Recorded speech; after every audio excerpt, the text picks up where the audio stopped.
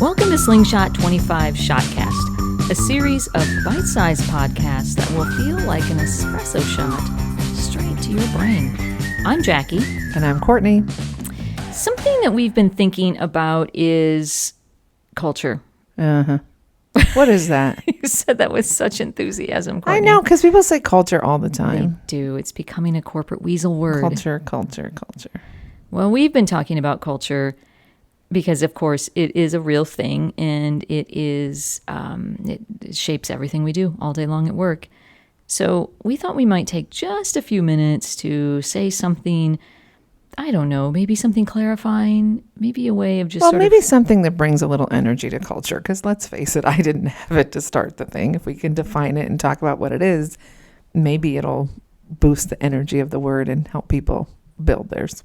I think that is... Is that aspirational? Very aspirational. Let's do it. Let's see if we can do it. I know exactly how to do it. Okay. I'm going to tell you that culture is... Eat strategy for breakfast? No, someone's already said that a long time ago. Although it's true. Although it doesn't really eat any... Okay, it's a metaphor, but it's a really good metaphor. I'm going to tell you that culture is behavior.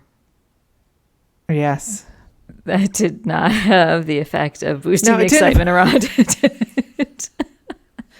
I'm so sorry. You give it a shot, Courtney. What are you going to say about culture? We love Seth Godin's definition of culture, which is people like us do things like this. And I think it's also our favorite definition of behavior. It's just what you do. Yeah. It's what you do every single day.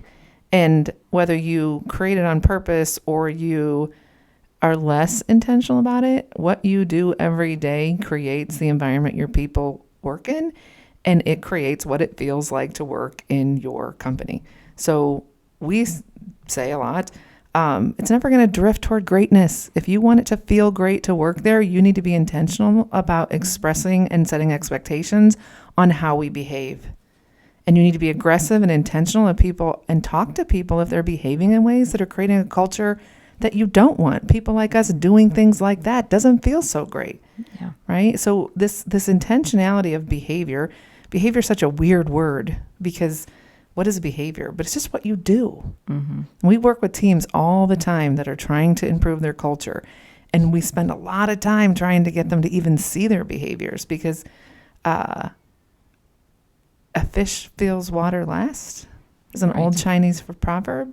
And I when I work with teams on fixing their culture, I'm like, what does that mean? It's like, it's hard to see your behavior. It's hard to see what you do. It's sometimes, if you're not paying attention, it's hard to see how your behavior impacts others. Yeah, that's true. Absolutely. And we invite them to do that. We say, hey, what if someone watching a movie, what would they see you do? Maybe that's why culture is so boring, because if someone actually watched what I did all day long, it wouldn't be a very good movie. No, it would be not an interesting movie. I'm not even sure the highlight reels would be a very interesting movie. So this is, I think, part of the struggle. It's not just what we do occasionally that we, when we're intentionally trying to showcase our culture. It's not just what we put on the poster. It is truly the day by day behaviors that we have. That's actually what defines our culture. And so that means that a leader's behavior, I should say everyone's responsibility inside an organization, everyone has some responsibility in culture, but a leader's responsibility is elevated. Leaders need to pay attention to what those everyday behaviors are. And it can be really hard, because we want to spend most of our days at work. I'm guessing if you're like me, you'd rather spend your time talking about what you're doing than how we work together. Mm-hmm. Like, how we work together becomes sort of like, it feels time wasting. And I work with teams all the time. We both do work with teams all the time to take some time out to talk about how we work together. Like, what, to sort of get above it all and look at team behaviors. Pat Lencioni was famous for saying, it's a difference between smart versus healthy. Smart is all the what you're working on. It's the things you're producing. It's the problems you're solving. It's your finances, your strategy, your marketing, your operations, all of those sorts of things. And healthy is all the minimal politics and low turnover, and it's the house How stuff. much trust you have, right? Yeah. I love that he said in that work, I've yet to see an organization that wasn't smart enough. Yeah. And that when you really let that sink in, we are so hungry to stay smart enough, to have the best technologies, to have the smartest scientists, to have whatever. You're smart enough. Mm-hmm. What's making you successful or not is how you treat each other and what's it feel like to work there. Yeah. People like us do things like this. And that actually starts with a leader. That's right. And What do we tolerate? What do we accept? What standard do we set? It's the great multiplier for all of the things that you are trying to accomplish.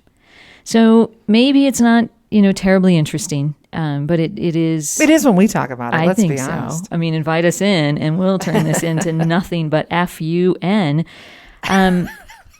So maybe it takes some real effort, though, to take a step back and take a look at how you work, as much as you working and obsessing about what you're doing.